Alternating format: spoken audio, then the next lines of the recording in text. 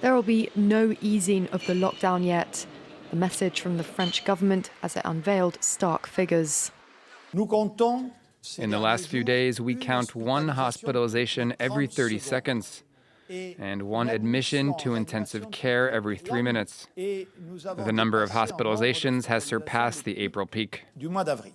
That peak, during the first wave of infections, was nearly 32,300.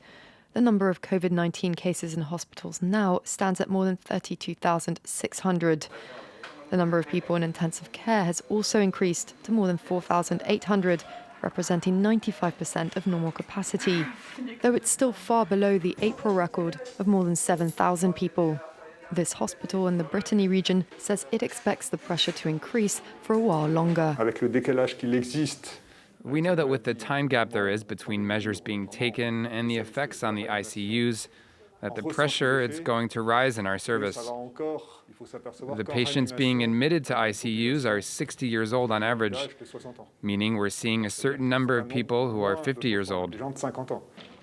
Offering a glimmer of hope, though, the government says the reproduction rate, which estimates the average number of people that a sick person infects, has fallen below 1. It expects the peak of the wave in hospitals could be reached early next week.